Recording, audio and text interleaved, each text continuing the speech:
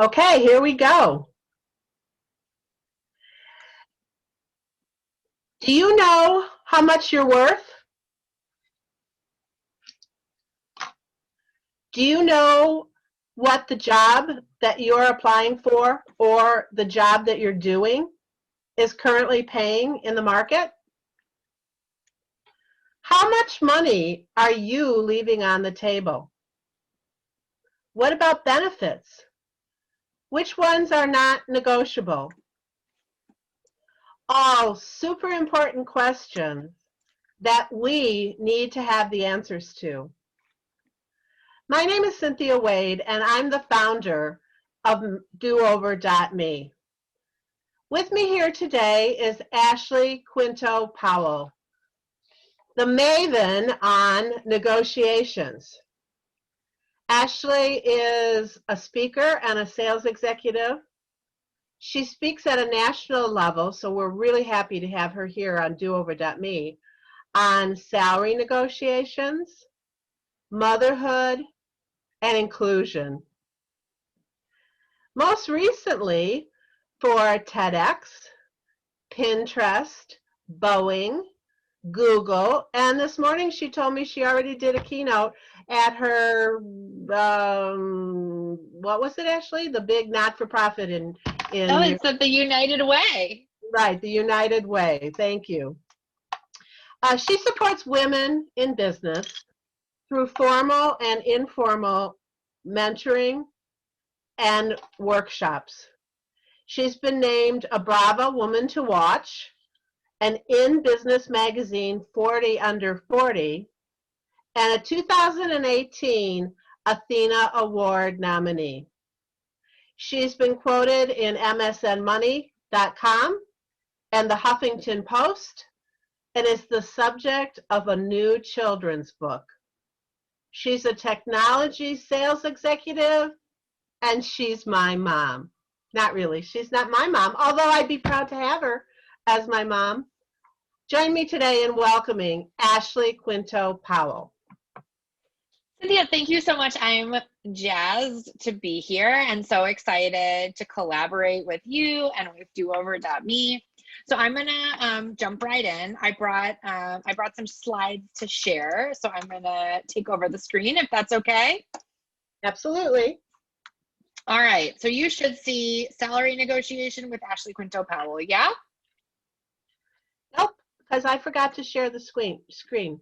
So I'm gonna go back and do that right now. Okay.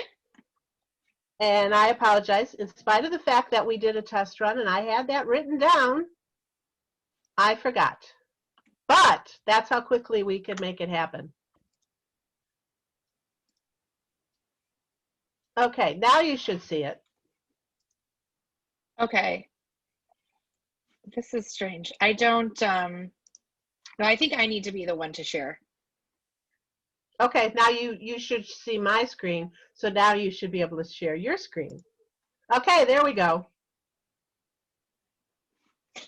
No. I need to take over the Zoom screen share. I can't do it while you're screen sharing. Okay. All right. Okay, here we go. Sorry. That's okay. That's okay. All right. All right. Now you can see a pair of red glasses. Yeah. Yep. We're All right. Good to go.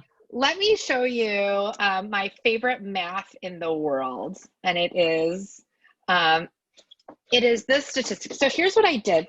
Like, let's talk about if you can negotiate your way into $5,000 more at the early part of your career. Let's say you, from that $5,000, you don't invest the whole thing because that would be unnecessary. But let's say just on that $5,000, you start investing in your 401k. And I base this on, listen, if you're able to get an additional $5,000 at the beginning of your career and then invest your 401k savings on top of that. So I say I'm going to do the math based on you contributing a very modest 3.8% of this $5,000 every year that you make it. I'm going to assume that there's a cost of living increase of 3.4% on your salary, which also affects this $5,000. I'm going to say on your 401k that you get an annual rate of return of 7% over the course of many years. I'm going to assume a 50% employer match up to the first 6%. I actually based this on a 401k that I had a couple of years ago. All right, let's say that you on this $5,000 are investing that 3.8% year after year, just on the $5,000. You are in a much better position at the end of your career at retirement because you were able to negotiate that extra $5,000. Here's what it will look like at 65 in your 401k, just the $5,000. It is a whopping $134,000 and change. So when I talk about the importance of negotiating salary, I'm not talking about how neat it would be to take an extra vacation every couple of years, although yes, that would be neat. I'm talking about this type of money, which is the difference between generational wealth or not being able to put food on the table when you're 80. And this is particularly important for me because as we see more women becoming breadwinners, that $5,000 can really mean big dividends for our children as they're growing up. And our children cannot be raised in households that are making slightly less just because they're headed by a woman. All right, I'll also say that advice about working so hard they can't tell you no or put on your game face and demand more money is not helpful, so I don't give it. Here's a little bit about me. I'm Ashley Quinto Powell. This is the cutest picture ever taken of me, so I make sure every time I speak, somebody's got to see it. Look at those outstanding gold glitter shoes. I'd love to connect with you on LinkedIn. I'm a revenue and self-advocacy expert. So in my professional life, that means I consult service-based businesses on their revenues. And then I also am a speaker on salary negotiation and executive motherhood. And in my career, I have over $20 million in career sales. I have a programming background. I have placed over 100 consultants on assignment. I've managed very, very high performing teams. I've negotiated rate with consultants and my clients. I've negotiated with teams for myself at every level. And I want to make sure that I bring this knowledge to you because I think that it is so, so, so important. And the first thing that I'll start with is, first of all, not all jobs are online. Networking and reputation will absolutely get you where you need to go. That's not so true or important at the early stages of your career, but by the middle stages, and especially as you get into the upper levels of your career, you're going to want to pay a lot of attention to your network because that's where jobs come from. At some point in your career, you stop getting jobs you apply for online and start getting jobs that someone says, I have an opening. I really want to hire someone I trust. I see Cynthia. I think she hasn't done anything quite like this before, but I see the potential in her, and I really trust her with being able to just absolutely nail this. So I'm going to bring in Cynthia. Okay, so if you know that at the early stages of your career, I hope that you'll put a lot of effort into your network and your reputation because there is a big problem with job boards. Here's the problem with job boards.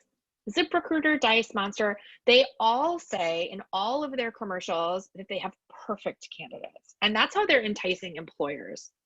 Now, ideally, you are not a perfect candidate. You are looking for a challenge.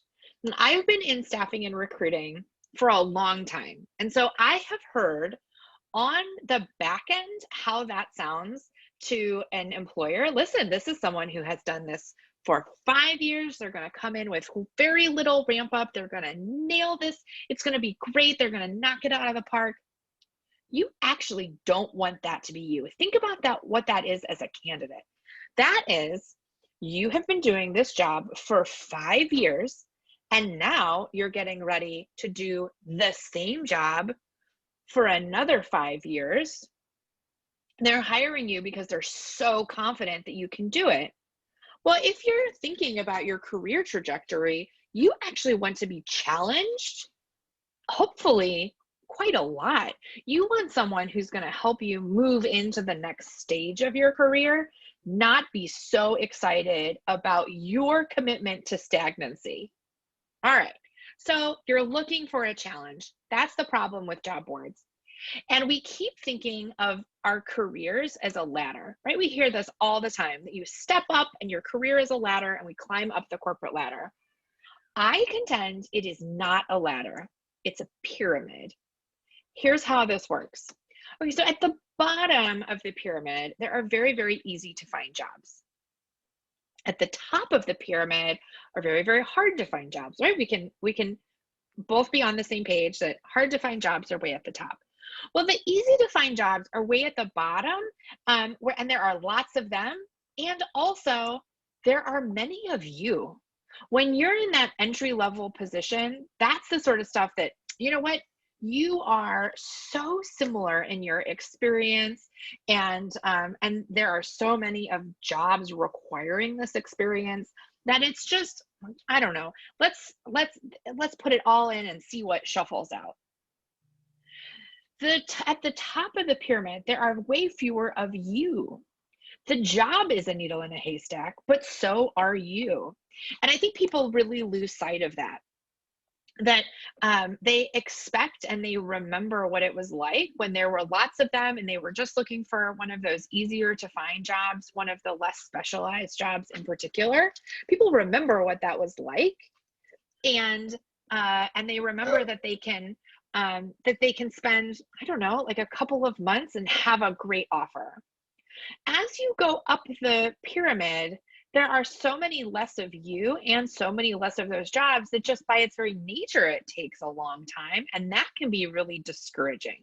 So I want you to, the next time you need this, I want you to remember that you are on the upper end of the pyramid. You're not looking for an entry-level job. It is going to be harder to find, not because there are not jobs available, but because there are less of you at that level. All right, I want to talk about this this book, Quitter. It's one of my favorite books. It's by John Acuff. And it's about actually quitting your job and being an entrepreneur, which I did. And I'm not sure that that's what I'm prepared to recommend in this time today. But it does ask a really good question. And that is, who becomes your boss when you hate your boss so much that you quit? Well, I ask this question of audiences all the time. And Cynthia, I like you too much to ask you this now, but inevitably someone will always raise their hand and they'll say, oh, you become your boss. Sadly, it's a trick. You don't become your own boss when you hate your boss so much you quit.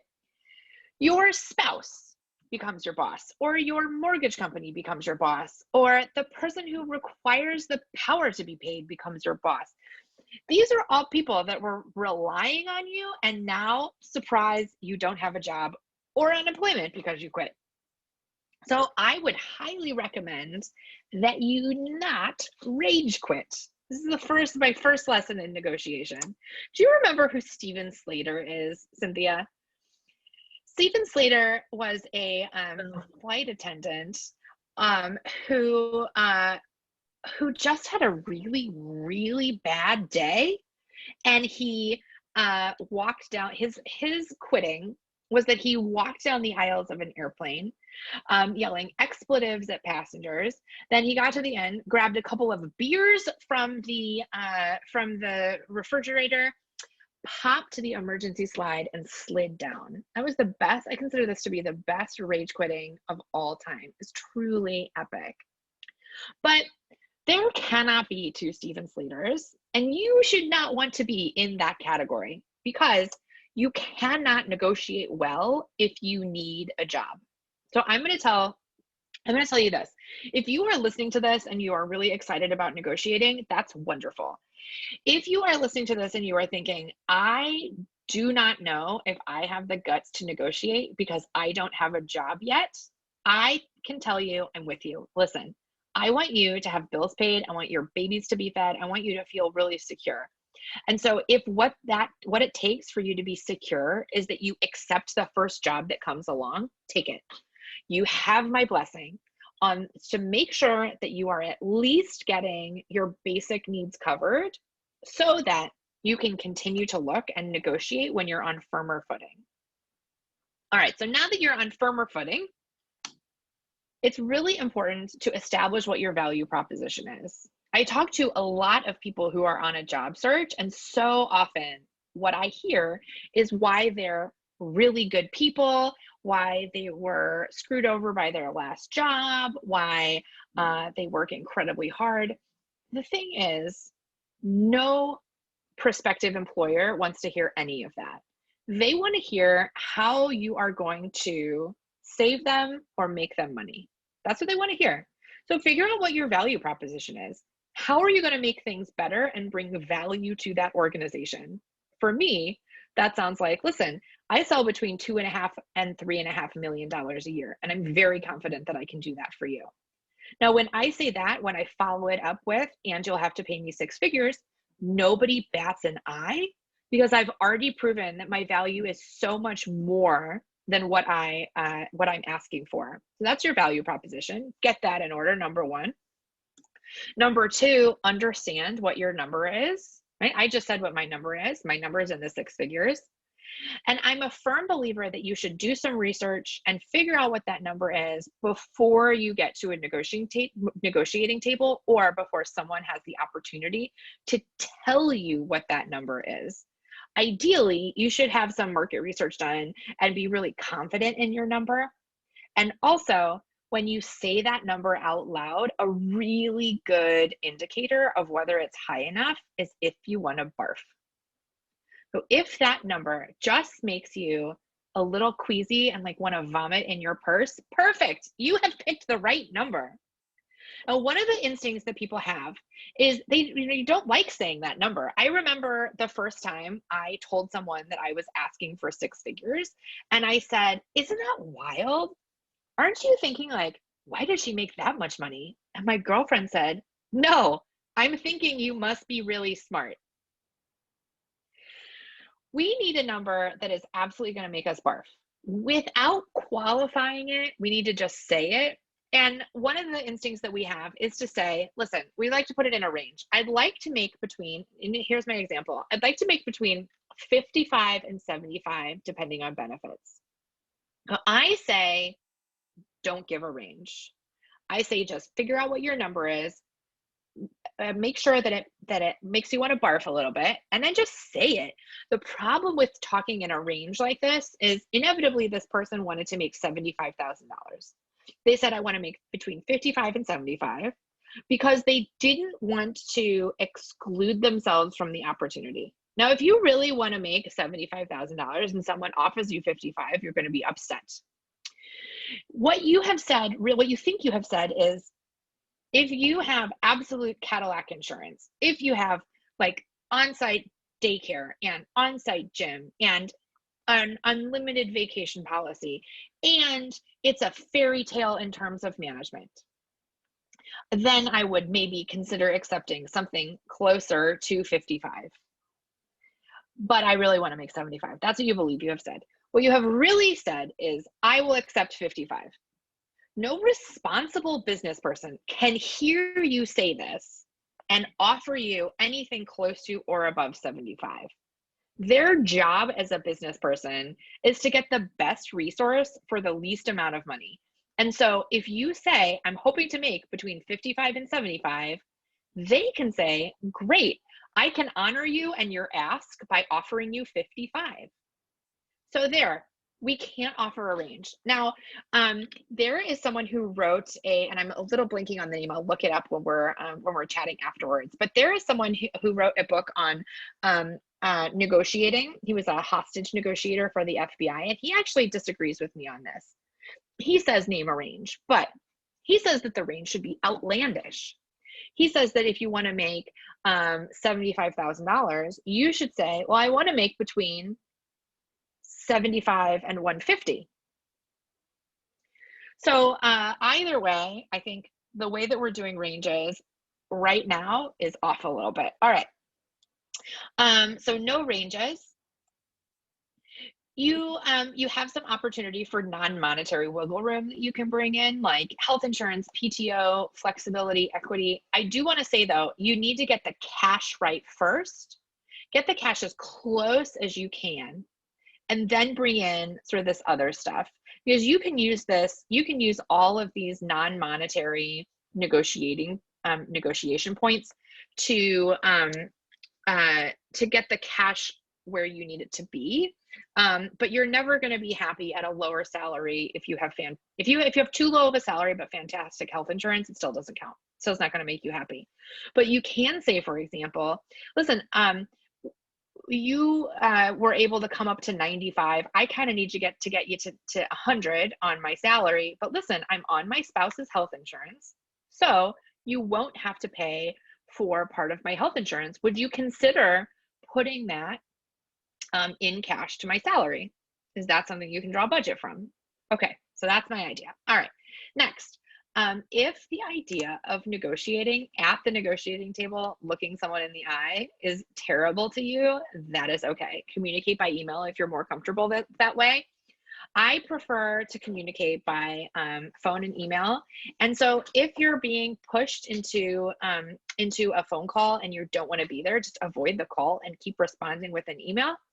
And take the time that you need to put together a really well-worded email, something that's polite, something that's persuasive.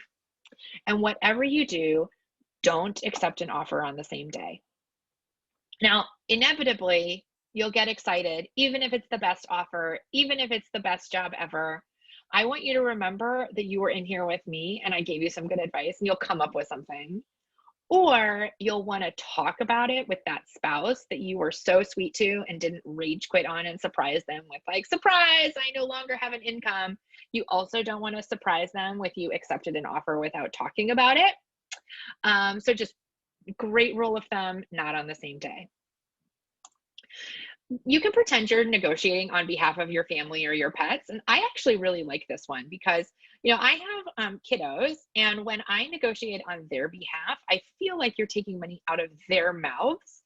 And I take that really seriously, so much more seriously than if you want to pay me a little less, or you think my value is a little less. When you talk about my kids, now that is serious. And so if it helps to think of yourself as negotiating on behalf of someone that you love or someone that you are caring for, that can be a really effective way to approach a negotiating table. I will say your value is highest before you start. There's something really, really bonkers that happens when you start a new job and you go from being somebody that everyone is so excited to be on the team, and you really killed it in your interview and everybody got along super well, and then you start and you have no idea what the cultural norms are, and you have no idea where the bathroom is, and you have no idea how to work the copier. Listen, y'all, I once got into I took a job where I had said, listen, I sell high-end IT consultants, and I can really rock it at this high-end consulting firm. Just bring me in and I will make you all the money. And it's so much better because I have a technical background. And I got there and I had a brand new Mac, and I sat down and I could not figure out how to turn it on.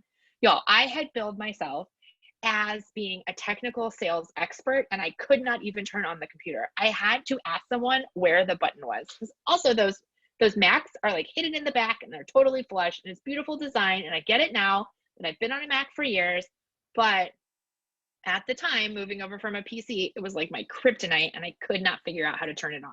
Listen, nobody wants to pay that person more.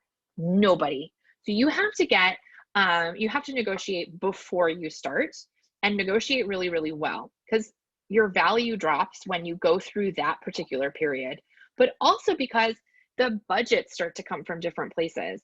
Once, when you're coming in brand new, you're able to negotiate with the hiring manager and HR, and probably like the division director, for instance, is probably in on the negotiation. Once you've started there, HR will have some very clear guidelines about the percentages that can be awarded across the board, because they want to control that nobody's getting like a 50% raise. So you're probably going to get an approved raise by HR between 3 and 5%. You're going to have a really hard time making an argument that you deserve to make so much more when you've already taken the job and started performing at that lower rate.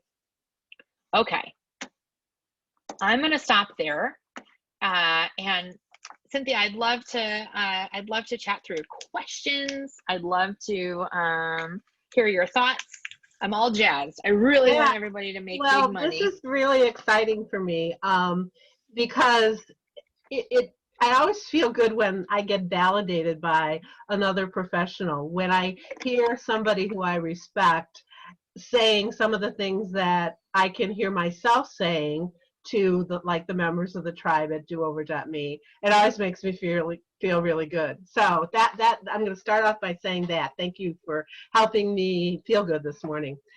So there's a couple things too. I wanted to say an example of that is I always tell somebody that, you know, you don't even start to talk about negotiating anything until they tell you that they're in love with you and they want you.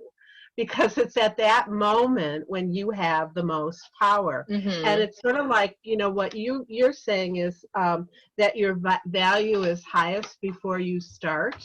Because at that point you're falling in love, you know, and Mm-hmm. you're only showing and thinking the best about each other. And then all of a sudden you start and they find out the reality of you and that you're really a beginner again. And nobody likes that feeling, and you don't like it as the new person coming in, and Right. they don't like it when they just, you know, forked over a ton of money for you. But you know, what's done is done, and we all know that beginners will learn and you will get back up to your position of strength again. But yeah, you got to do that at the very beginning, at the very right moment. And if you miss that moment, yeah. Yep. So there are a couple things. I first of all want to ask you, how did you learn how to do this? How did you learn how to negotiate? Did you have a mentor that taught you this? No, I actually did. I mean, my father is a very savvy business person, and so he would have helped me. My mother also is an executive, but I spent so much time in staffing and recruiting that I really got to see and participate in many negotiations between consultants and client managers. And then I had a team, and I got to negotiate with my team. And one of the things that I pay a lot of attention to is, listen, why are we paying certain people more and why are we paying certain people less? And you don't hear about it anymore, but when I was a kid, I would regularly hear that a woman quit her job and then was replaced by 3 or 4 people. Women in particular are forever offering so much value that can't be replicated. And that always made me really sad that those women deserve to be compensated. And because I'm so focused on revenues, you know, this is really important to me that we get paid for the work that we do, and that our position in society isn't a detriment to the way that we raise up our families. Yeah, you're exactly right. I agree with that 100%. And the key to that is that a woman has to know what her value is.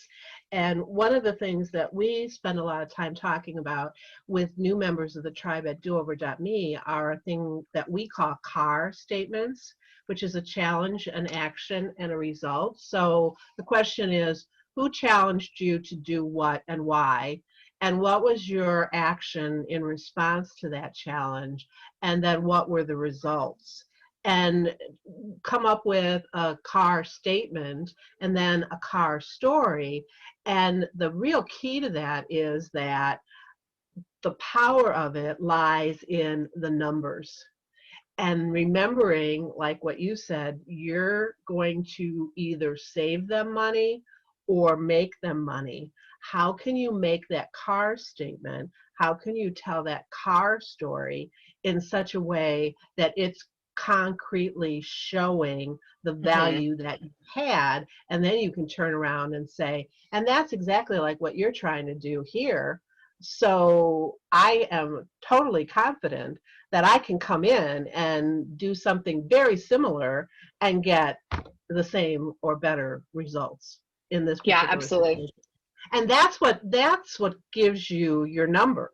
Knowing how then what you're bringing to the table impacts in their overall organization. So I think knowing your number and being able to say it out loud. So did you practice? Do you tell people that they have to practice saying that word?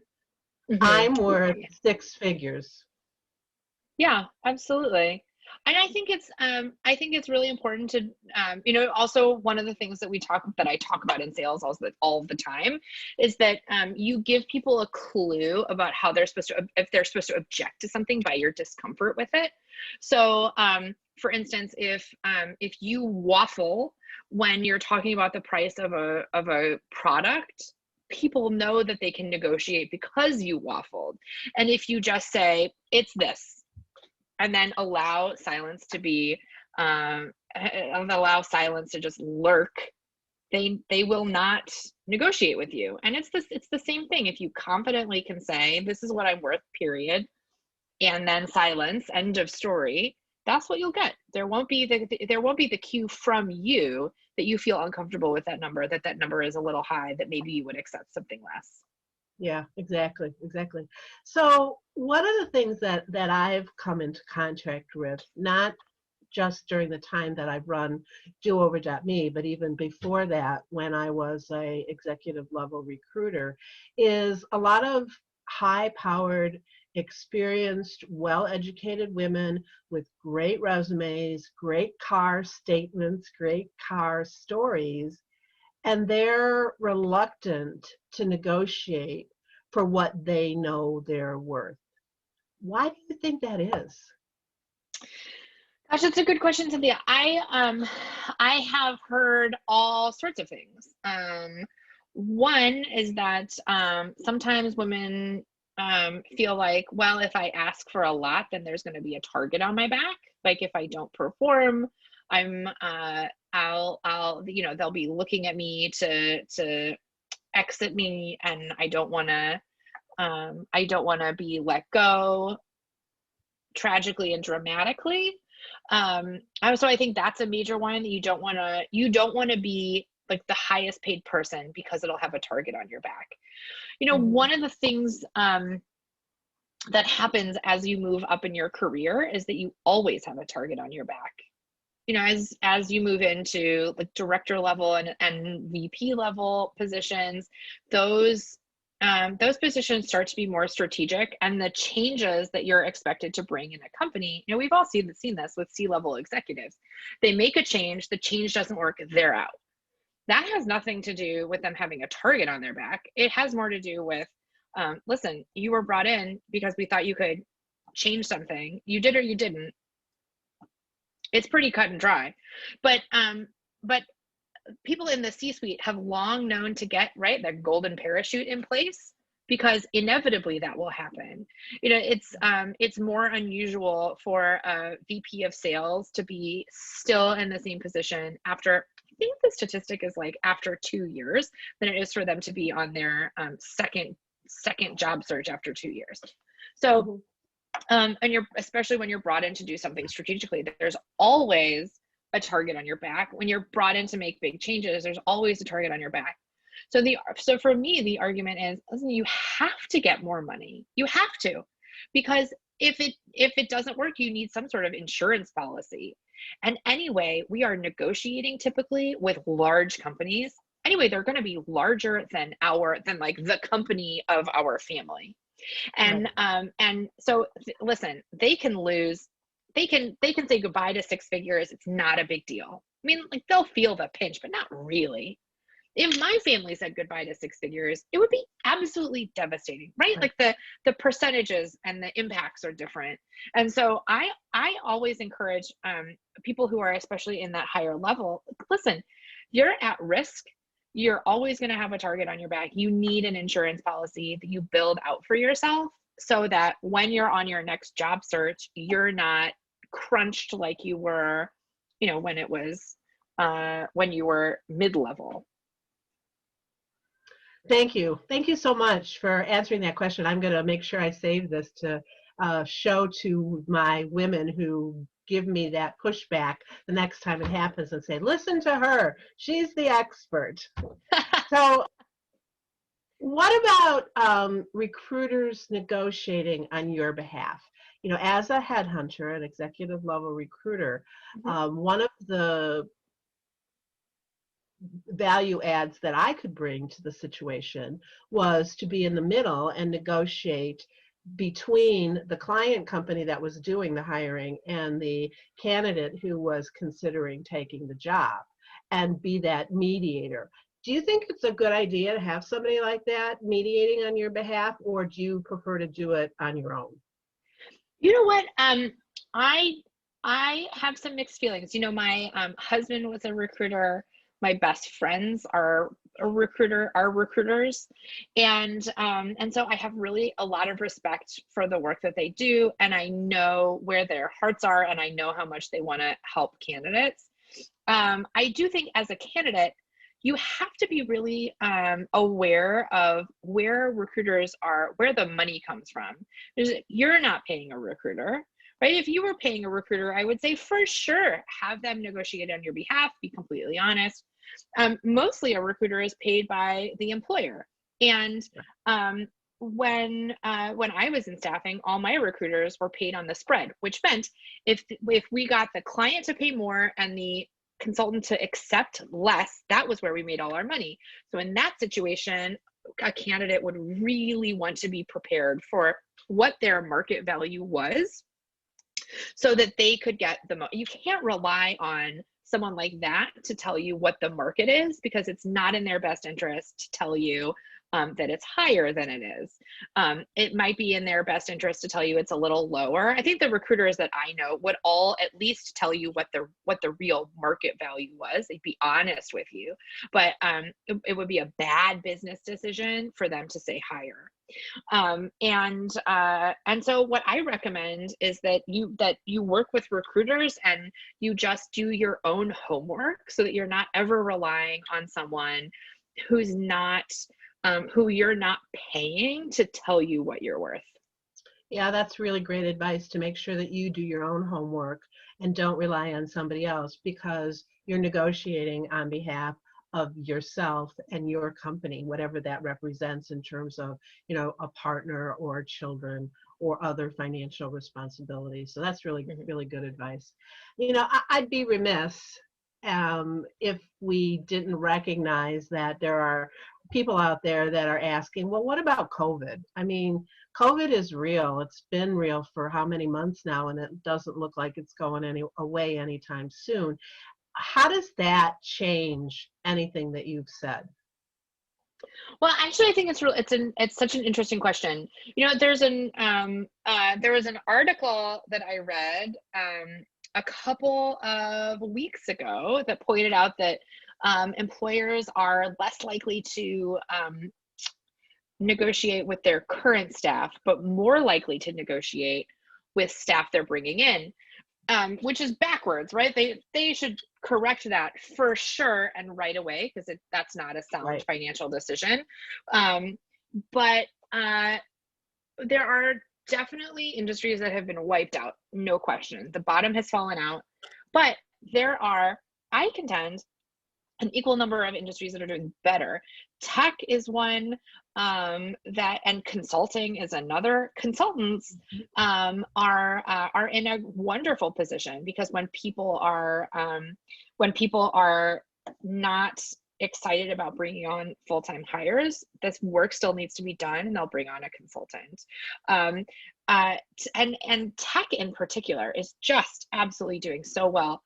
I have friends from both my Chicago and my Madison networks saying, hey, who do you know who does XYZ? Because we're trying to hire. And so I think we have this understanding that nothing is happening with the job market. And I think that that's false. I think that there's lots happening with the job market. And especially for people who are senior level or have a slightly more specialized skill, people still absolutely need to hire them. And I still think that they're in a powerful position.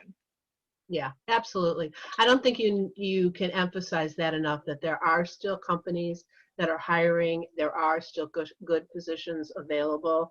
And if you can walk in the door with your value statement clearly in your head and be able to make those car statements, tell those car stories, and then at the end say, I am worth $120,000 because this is what I can bring to your company, that can be a Yeah. win-win for everybody.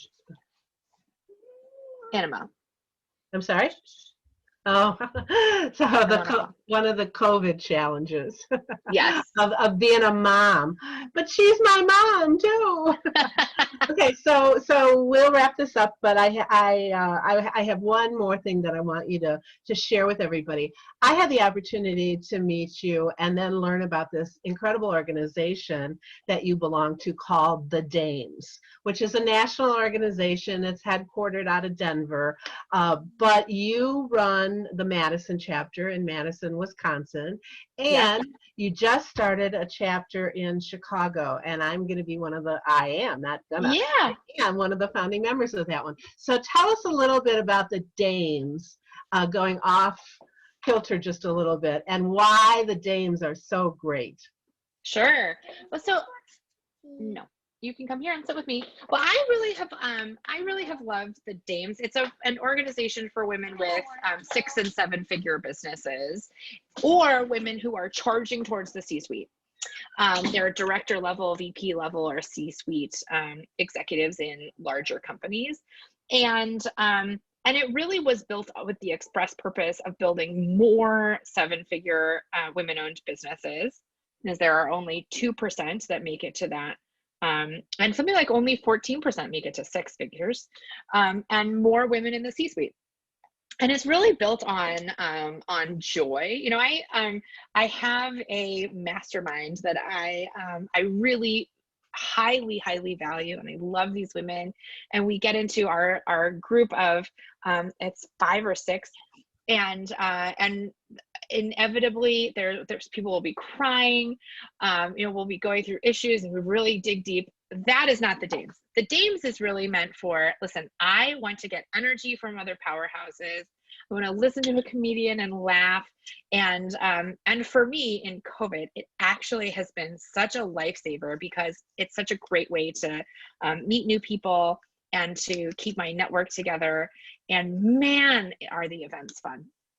Yeah, I'll just close by saying that I attended the 5th anniversary party a few months ago. I think it was during the summer, and I had so much fun at that virtual 5th anniversary party, more so than I've had with a lot of galas that I've had to, be a part of. Mm-hmm. It's a great group of women. So, well, as we wrap up today, I just want to remind everybody that this presentation, although we're doing it live, is going to be available on our YouTube channel. And if you are a member or a potential member of the tribe at do-over.me, we're going to be sending it out directly to you, because we think that Ashley Quinto Powell has got a lot of really wonderful advice to be able to give to us. And you need to be able to listen to this, not just once, but again and again, in order to be able to keep all this stuff top of mind. So when you go into the situation where you're going to have to negotiate,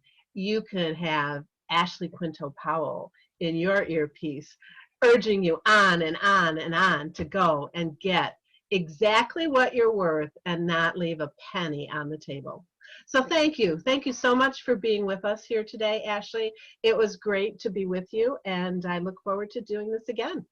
Thank you so much for having me, Cynthia. Take care.